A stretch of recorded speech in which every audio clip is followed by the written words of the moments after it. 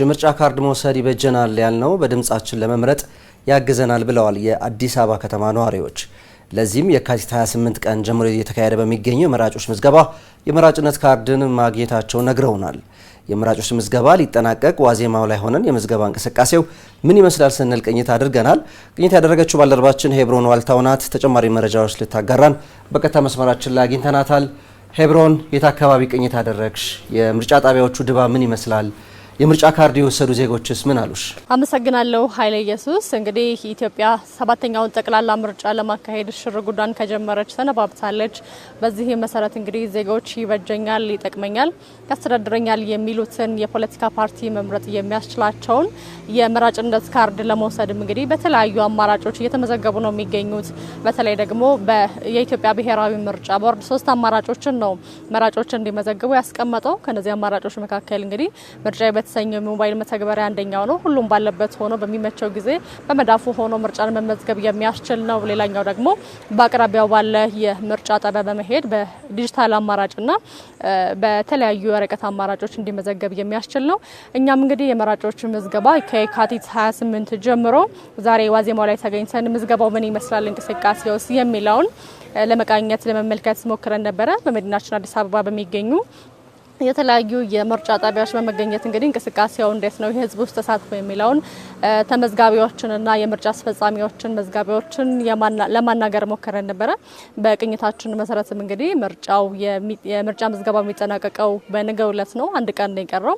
ይህንን እድል ለመጠቀም እንግዲህ በርካቶች የምርጫ ካርድ ለመውሰድ በምርጫ ጣቢያ ተገኝተው ሲመዘገቡ ተመልክተናል። በዚህም መሰረት እንግዲህ ተመዝጋቢዎችን ለማናገር ሞክረን ነበረ። በተለይ የምዝገባ ሂደቱ ኢንተርኔት አክሰስ ያለበት ወይም ደግሞ ዲጂታል ምዝገባን በሚቻልባቸው አካባቢዎች ላይ እንደ መዲናችን አዲስ አበባ አንደኛዋ ነች የዲጂታል ምዝገባ እየተካሄደ የሚገኝባት። በዚህ መሰረት እንግዲህ በዲጂታል በአቅራቢያቸው በሚገኝ ምርጫ ጣቢያ ተገኝተው በዲጂታል አማራጭ ምዝገባ እያደረጉ እንደሆነ ነው የነገሩን። በተመሳሳይም እንግዲህ በተዘዋወርንበት የምርጫ ጣቢያዎች አናገርናቸው የምርጫ መዝጋቢዎችን ወይም አስፈጻሚዎችን ነበርም። እነርሱም እንዳነሱልን እንግዲህ የምርጫ ምዝገባ ከተጀመረ ጀምሮ ማለትም ከየካቲት 28 ጀምሮ መራጮች በአቅራቢያቸው ባለ የምርጫ ምዝገባ ጣቢያ በመገኘት የመራጭነት ካርዳቸውን ሲወስዱ እንደነበር ነው የነገሩን። ይህም እንግዲህ በተለይ መራጮች በነቂስ ወጥተው የምርጫ ካርዳቸውን እየወሰዱ ያለው ልምምድ ከዚህ ቀደሙ የተሻለ እንደሆነና ግምገማቸውንም ይህን እንደሚያሳይ ነው የነገሩን። በተለይ ደግሞ ዜጎች በተለያየ አማራጭ ማለትም የኢትዮጵያ ብሔራዊ ምርጫ ቦርድ ያስቀመጣቸው የምዝገባ አማራጮችን በመጠቀም የድምጻቸውን መስጠት የሚያስችላቸውን ካርድ መውሰዳቸው ድምጻቸውን ዋጋ የተረዱበትና ዲሞክራሲያዊ ልምምድም እያበበ ለመምጣቱ አንዱ ማሳያ መሆኑን ነው የነገሩን። እንግዲህ እንደሚታወቀው የመራጮች ምዝገባ ከተጀመረበት ከየካቲት 28 ጀምሮ እስካሁን ድረስ በኢትዮጵያ ብሔራዊ ምርጫ ቦርድ መረጃ መሰረት ወደ 47 ሚሊዮን ገደማ መራጮች ናቸው የተመዘገቡት። እነዚህ መራጮች እንግዲህ በሀገራችን ከ45,000 በላይ የምርጫ ምዝገባ ጣቢያዎች አሉ።